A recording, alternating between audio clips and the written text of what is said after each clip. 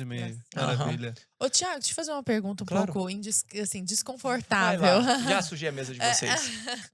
É, em algum momento aqui, você falou que chegou a gastar com Noah dezenas de Lara, milhares sabe de o que é reais. maravilhoso? Eu ia fazer exatamente Exatamente essa essa pergunta. Tamo pergunta. junto, bate aqui. Ó. Muita sintonia. Perfeito. Mas dezenas de milhares de reais, né? Perfeito.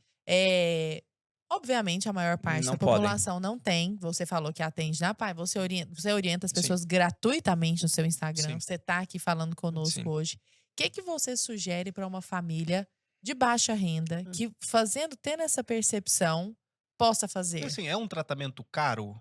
O tratamento ele é caro quando você olha na intensidade, mas a longo prazo ele é mais barato. Como assim?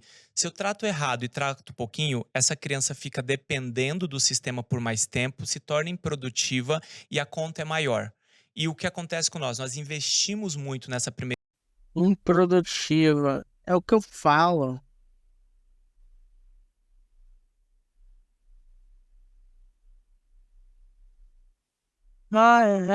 É que eu não tenho mais o que falar. Eu já falei, gente. Ela se torna improdutiva pra quê? Pra gerar lucro pro patrão. É isso mesmo. A gente é normalizada, a pessoa com deficiência é normalizada para gerar lucro para o patrão, para ter a extração de mais-valia, né? A exploração, aquela coisa toda que eu já falei, né? E, enfim, é muito complicado, né? Foi uma onda, assim, que no começo tinha um chorume aqui, um chorume ali. Aí, assim, do meio pro final é metralhadora alemã só de bosta, só de chorume, sabe? É o que eu falei. Aba é um lobby, é um campo de mercado, né? Fazem muito lobismo com a análise do comportamento aplicada. Inclusive, isso estão tentando enfiar a goela abaixo, questão da aba no SUS, né? Ele não falou de modo explícito, obviamente, né? Enfim, mas ele falou que dos planos de saúde, né? Do rol exemplificativo, né? Teve até, né? Quem não tá por dentro teve o lance no governo Bolsonaro, né? No regime no Bolsonaro, sobre o entendimento se o rol era taxativo ou exemplificativo, né? O rol lá da que a população poderia cobrar dos planos de saúde, né? E obviamente, né? Era e é para defender sempre o rol exemplificativo, mas tinha a galera da aba que estava aproveitando disso aí para defender a aba, né? Porque senão a aba ia rolar também, né? Se fosse taxativo, né? Esse rol, né? Mas assim, gente, não caiam nessa de pessoas que só porque é pai de autista, mãe de autista, especialista em autismo, seja psiquiatra, seja psicólogo, não acredita necessariamente no que essa galera fala só porque eles têm alguma legitimidade, né, para falar, né, alguma posição de autoridade.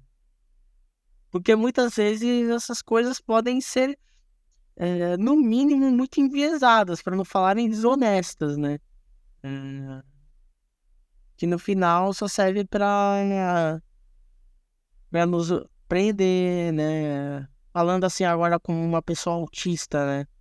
Falando para nos prender, para nos normalizar, para tentar nos curar, entre muitas aspas, ou até em alguns contextos para fazer com que a gente seja morto ou nem exista, né? Nem chegando a ser.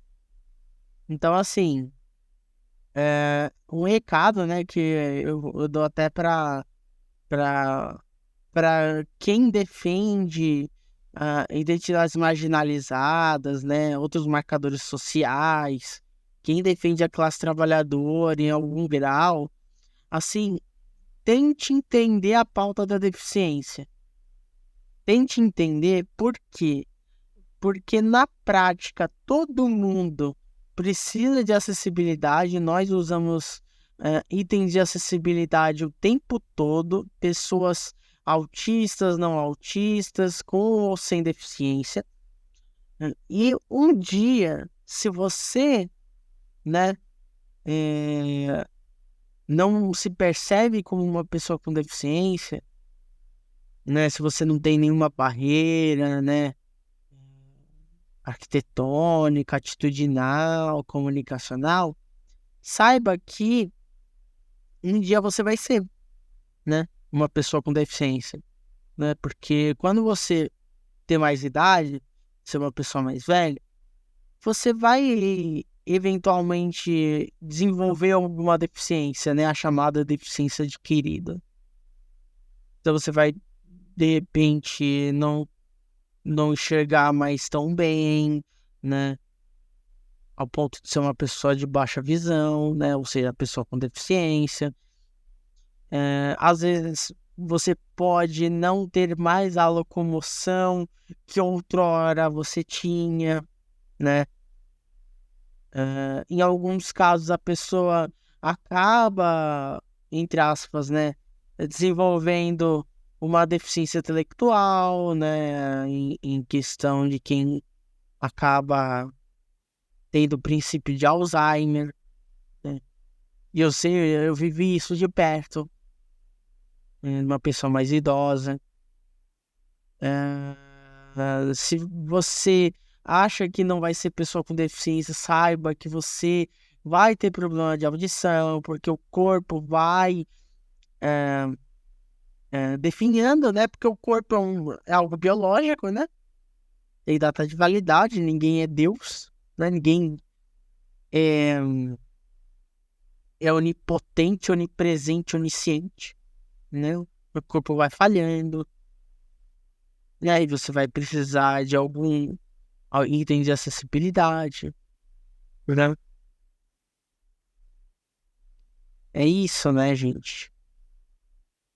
Eu vou continuando, né? Tá uma bosta isso aqui, né? Mas vamos lá.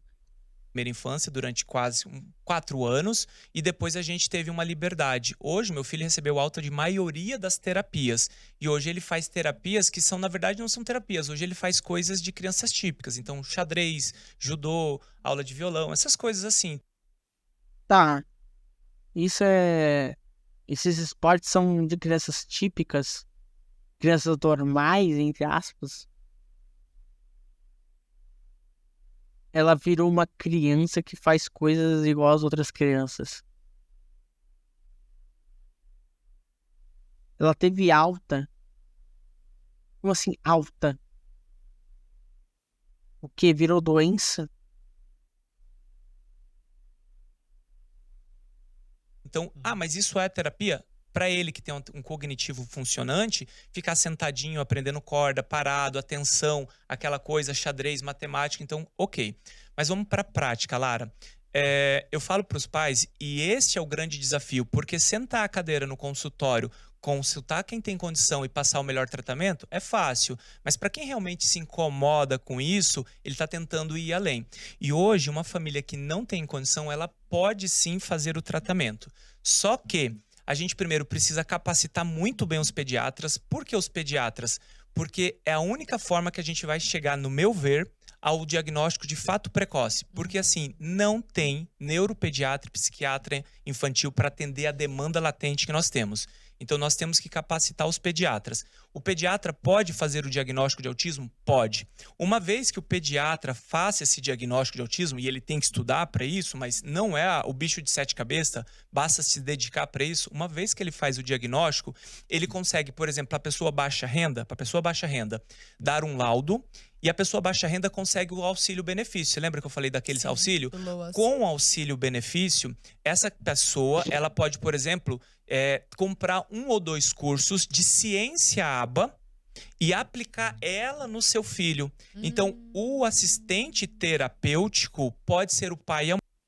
É o curso de fim de semana que aí quando bate na aba, eles se rebatem falando que não é a pessoa profissional da área da psicologia que aplica.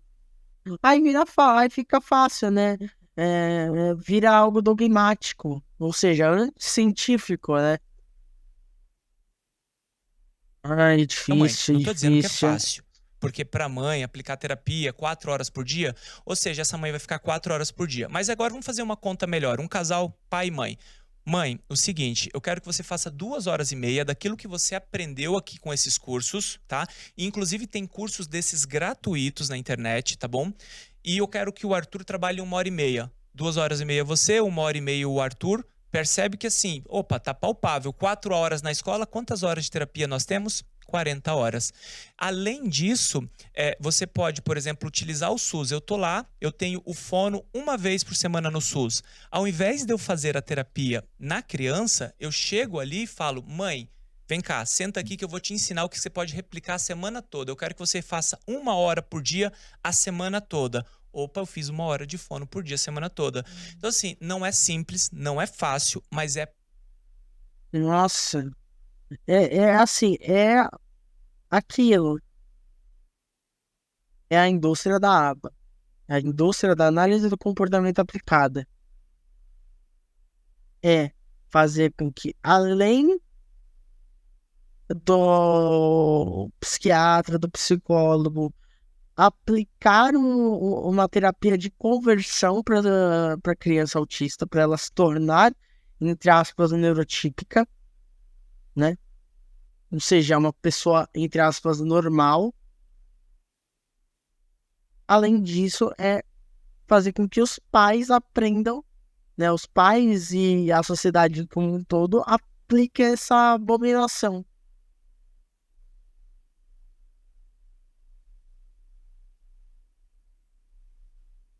palpável. Então, Thiago, mas eu não tenho acesso a pediatra. O médico da unidade básica de saúde pode fazer o laudo. Se ele fizer o laudo, ele consegue viabilizar o tratamento, porque ela agora tem o benefício. Thiago, é fácil? Não, mais uma vez, não é fácil, mas é palpável. E quem tem plano de saúde, a discussão é completamente diferente. O plano de saúde precisa, ele é o assistente à saúde daquela família. Então, ele tem que custear. O nosso tratamento, nós pagamos por um período, a gente precisou entrar com uma liminar, infelizmente é assim que funciona no Brasil, né? Olha, você tem que pagar o tratamento do meu filho, mas eu acho que eu não tenho. Tá, mas pode pagar? Não, não vou pagar. Tá, então a gente vai ter que entrar de forma judicial, mas é algo bem simples. Mas eu não tenho condições de ter um advogado. Ministério Público, Defensoria Pública, muitas faculdades têm esse serviço do direito gratuito para a população, então você consegue. Então, tem como, Lara? Tem como. Eu sei que na família... Mas não é fácil, né? Pra quem tem dinheiro também não é fácil. Não. Mas existe também o contrário, né? Que eu acho que aqui é um problema, né? Aquela família que tem a condição e que está realmente terceirizando todo o processo. E assim, ler para o seu filho, dar valor à mesa, olhar para ele, andar com ele. Isso é uma coisa que a gente está perdendo. E isso não é bom para criança autista. Isso é bom para todas as crianças, né? Então, eu acho que... De novo, entra naquilo que eu falei. O que é esses rituais sociais? Se não, obviamente, uma construção social que muda com o tempo. Ela não é imutável. Ela não é parada no tempo. Ela muda constantemente. Seja em aspectos mais secundários, ou seja em aspectos mais principais. Resumir a socialização da criança ao entendimento da sua geração ou da geração anterior é algo conservador ou até mesmo reacionário, sabe, gente? Ai, que difícil, A difícil. gente tem que olhar que nós, pais, temos um papel fundamental nesse processo. Acaba, Arthur, pelo você amor quer de perguntar, Deus, mas eu acaba. preciso falar isso. Por favor, não. Eu acho que uma mãe, ela é tudo na vida de uma criança autista, né? Eu falo porque eu tenho a minha esposa, minha Gabriela, e assim, quando você pergunta assim, Thiago, como foi o processo? A Gabi tinha mais desconforto, e aí ela fala, amor, estuda isso, vai ver isso. E ela ia atrás, e quando ela estava lá, exausta de um dia, de sentar e estimular, porque até a gente conseguir o tratamento, nunca conseguimos assim, conseguimos as 40 horas, aquilo que era específico. A gente complementava, né? Foi gradativo. Exato. E até a gente, depois de um dia cansativo, de levar para terapia, de andar, nós por vezes andávamos 80 quilômetros todos os dias para levar num centro melhor de terapia. Ela estava lá procurando artigo, estava procurando brinquedos que estimulasse a criança. Então, assim, uma mãe, ela é tudo na vida de um filho, né? Então, assim, eu devo muito, primeiro, a misericórdia de Deus. Ainda entra naquela questão de resumir o cuidado da criança, dependente se é ou não autista, se é ou não pessoa com deficiência no geral, né? Os cuidados da mãe, da mulher, o mito da mãe guerreira, o mito da mulher guerreira, a mãe como um ser santificado, sendo que a função de cuidar de uma criança é da sociedade, sabe? Isso aí tem séculos de existência, esse entendimento. É que o sistema capitalista, né, usando das ferramentas da religião, principalmente, que aí entra muito a pauta de costumes, né, ainda mais religiosos, né, principalmente em aspectos mais católicos e cristãos, formulou isso, né, de a família que cuida da criança é o homem e a mulher. Aí é a família Pomarola, né, a família do comercial de margarina, né, é o homem e a mulher cis, hétero, branco, aí tem um filho, uma filha e um cachorro, né. Que aí entra no outro aspecto também, que é o estilo de vida estadunidense, né? Ou o chamado American Way of Life, né? Que permitiu a gente passar por todo esse processo, e esse processo me deu preparo para eu poder cuidar de outras pessoas, e eu entendo a vida do meu filho como propósito e missão, mas eu também entendo o valor e a dedicação de uma mãe. Então, isso é a minha esposa para mim. Maravilha. né? Lara. Não, e ele desbravou uma floresta, assim, para pessoas que estão chegando agora poderem Não, seguir eu era totalmente leigo no assunto. Idem. Sabia o que às vezes eu ouvia da minha mãe, alguma coisa assim, algumas percepções, mas nesse nível de maravilhoso. profundidade, né? Eu tenho, né, uma última pergunta aqui. Sim. Bom, primeiro, o pessoal de casa deve estar extasiado igual eu estou. Como é que encontramos você, Thiago, nas redes sociais? Pelo amor de Deus, as pessoas precisam te seguir, a gente precisa continuar falando sobre autismo, sobre esse assunto que é tão relevante, tá? E como foi para você esse processo de descoberta, de lidar com o filho autista, e como o autismo mudou a sua vida?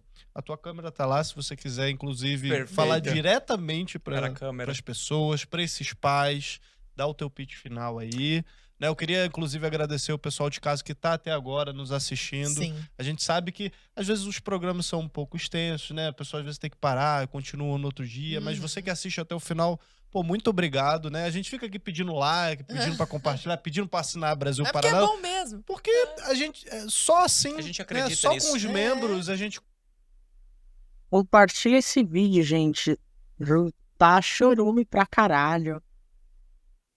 Tá complicado, tá triste, tá patético. Mas compartilha, dá o gostei, comenta o que você achou. E vamos continuando no finalzinho aqui. Consegue fazer justamente furar essas bolhas, né? Quebrar essa espiral do silêncio também, porque não adianta te reclamar só do outro lado e não fazer a nossa parte. Então, muito obrigado a você que é membro, que você que nos acompanha, que você tá aí da plataforma comentando. A gente tá sempre olhando os comentários de vocês também. Muito obrigado. Vamos lá, Thiagão. Bom, primeiro, o diagnóstico ele é uma dor, acho que para qualquer pai, para qualquer mãe. E você está diante de um transtorno do neurodesenvolvimento que possa gerar prejuízo na socialização, na comunicação, gerar padrões restritos, que tem associação com possível epilepsia, deficiência intelectual, ele te dá medo, ele te assusta. Eu acho que quando você tem uma família unida, pessoas à sua volta que te ajudam, esse processo se torna mais natural. Eu lembro que eu não tive medo. Eu não tive medo mesmo. O diagnóstico, eu lembro que quando a gente começou a falar é autismo, eu estava no estacionamento de um supermercado e eu falei para minha esposa, vai dar tudo certo, vai dar tudo certo. Eu tinha aquela confiança que daria tudo certo. O período que mais doeu foi quando os profissionais tiravam as nossas esperanças. E isso é uma coisa que eu não faço com meus pacientes. Às vezes um pai que está recebendo o diagnóstico agora, ele pergunta, doutor, e aí? O que vai ser? Para onde nós vamos? Qual a perspectiva do meu filho?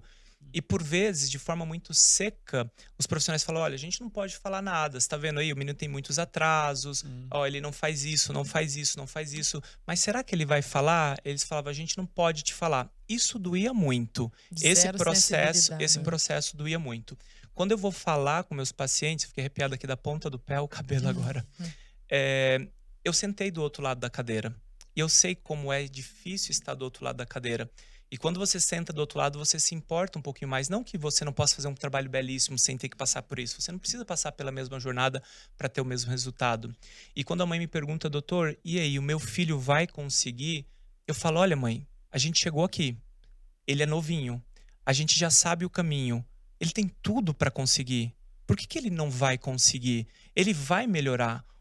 Que ele vai ser, onde ele vai chegar, eu não consigo te dizer. Como muitas e muitas outras crianças hoje não chegam a lugar nenhum, mas aquelas crianças que têm amor dos seus pais, dedicação dos seus pais, eu não vejo limitação e impossibilidades para aquelas crianças. Então, não ter essa segurança do profissional que te acompanha dói muito. Porque se aquele profissional que você está entregando a vida do teu filho não acredita no teu filho, eu acho que você perde o chão. Então, para mim, o processo mais doloroso foi esse. Quando eu não fui acolhido e quando eu não tive as palavras de força. E eu faço exatamente o contrário. Quando eu olho para um pai, eu olho para a mãe e falo, olha, vai dar tudo certo. Vai dar tudo certo não porque eu penso apenas, mas porque Ivar Lovász disse em 1987 isso. E todos os estudos que foram replicados falaram isso. E eles mostraram que o tratamento certo, no tempo certo, da forma adequada, a maioria, e é a imensa maioria das crianças autistas evoluem para nenhum ou pouquíssimo suporte de vida. Excelente. Excelente. Tenho certeza que o pessoal tá assim, chocado. Maravilhoso o tema, maravilhoso o arroba. Incrível. Seu Certo. Mesmo o Ivar Lovász que falou que autista não é ser humano no sentido psicológico, né? Assim, gente, eu sabia que alguém chorou, mas eu não sabia que nessa parte dessa segunda metade do vídeo ia ser tão foda. Assim, eu tenho uma história pra contar, assim. Em relação à minha trajetória, né, uma pessoa autista, né? Eu sempre soube que eu sou autista, fui diagnosticado na infância. Ainda existe o termo Asperger, mas eu fui diagnosticado como autista mesmo, nem foi Asperger. Tive fonoaudiologia, tive terapia ocupacional, ProTO. Sofri muito bullying com a grande maioria das pessoas autistas. Sofre bullying, já me manipularam bastante nessa vida, né? Porque quem tem habilidade de convencimento, de manipulação autista é uma presa muito fácil, né? Costuma ser muito fácil de ser um brinquedo para essa galera. É, e sempre fui muito negligenciado no aspecto mais de é, das pessoas saberem o meu potencial, né? Eu me odiava muito, assim, ao longo da minha vida eu me odiava, eu me negava é, que autista era algo bom, que autista era algo bom, algo legal. Eu sempre tive, né, historicamente, né, ao longo da minha vida, uma percepção muito biomédica. eh, Já desejei cura, né, no em relação ao espectro autista. E já tive percepções muito ruins sobre a condição. Em relação ao espectro autista em si, era escondido de boa parte da minha família.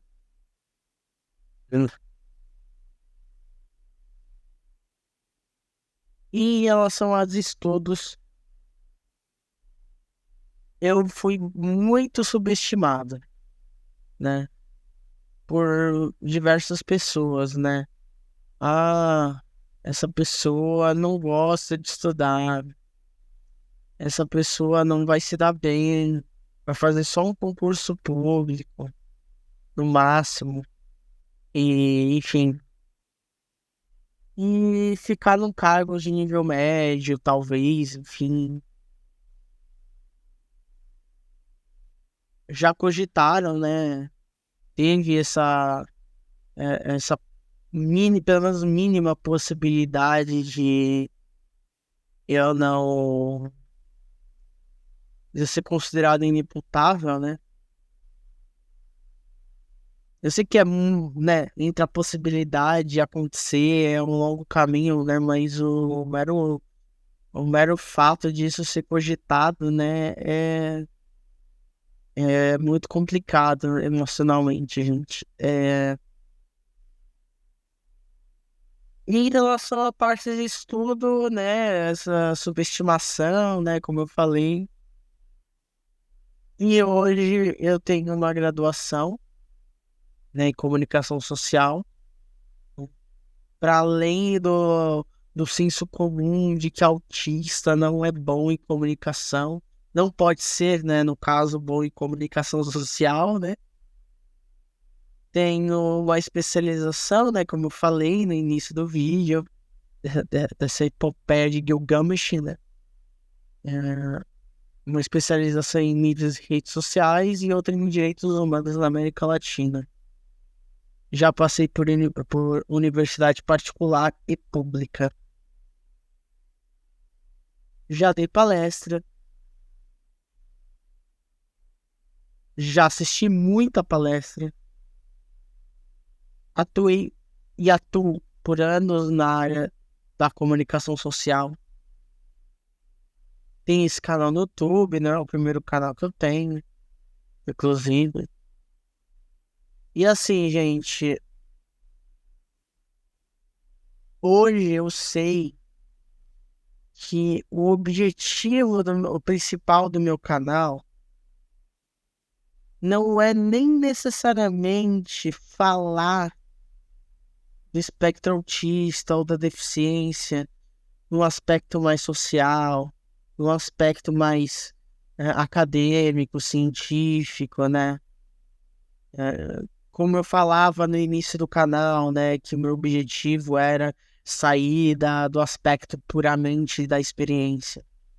Hoje, o meu objetivo é fazer com que outras pessoas se descubram autistas, independente se é na infância ou já mais adulta, descobrirem, né, ou desenvolverem uma deficiência, independente se é criança, adolescente ou adulto, passem pelo que eu passei. Assim, esse ciclo de auto-ódio talvez seja uma das coisas que me pega mais, assim, quando eu vejo autistas que falam que queriam a cura do autismo. E eu não consigo ser necessariamente contra essas pessoas no aspecto de, tipo, um tom acusatório, né? De, você não deveria pensar assim. Porque eu sei que isso é construído. Isso é martelado na mente das pessoas. Neurotípicas ou neurodivergentes. Então, esse modo de produção capitalista fez com que, né, tivesse esse pensamento hegemônico, normalizador, ou seja, eugenista, de fazer com que pessoas que não fazem parte da norma corporal imposta se sintam lixo, se sintam mal, se sintam que não fazem parte desse mundo. E me fez isso também por muito tempo. Né, de odiar, de se negar como uma pessoa com deficiência. E hoje eu sei que o problema não está em mim, está na sociedade, está no modo de produção que impõe isso, está num pensamento hegemônico que reforça essa postura eugenista, que não acabou na Segunda Guerra, vale dizer. Na verdade, eu digo que ela só se fortaleceu porque ela foi normalizada no pensamento geral, né? Virando até, em alguns casos, política pública. E que a minha função é essa, de tentar mostrar para as pessoas, mostrar para as pessoas autistas, para as pessoas com deficiência, sejam neurodivergentes ou não, mostrar para pais, mães, demais familiares dessas pessoas, ou com quem não tem relação alguma com essa pauta, mostrar para essas pessoas que há um caminho que, enfim, há uma solução, e essa solução não é fazer com que essas pessoas deixem de ser quem elas são, mas sim a valorização da diversidade humana. E é isso. Espero que tenha gostado. De novo, reforço. Se você ainda não apertou no botão de gostei, aperte. Se você ainda não comentou no vídeo, comenta algum aspecto. Com certeza tem essa epopeia aqui, com certeza vai dar mais de 4 horas de duração. Você ainda não se inscreveu no canal, prazer, Ricardo. Sou autista, ativista, militante, né? Defendo sim o modelo social da deficiência.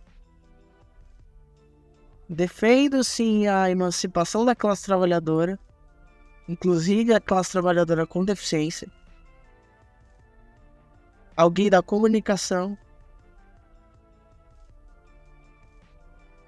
que teve que abdicar da saúde mental, que teve que abdicar de oportunidades por estar aqui,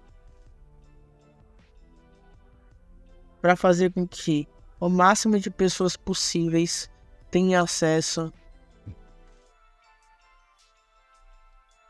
a esse conhecimento, né? Que eu tanto penei pra ter. E é isso. Até a próxima. Tchau.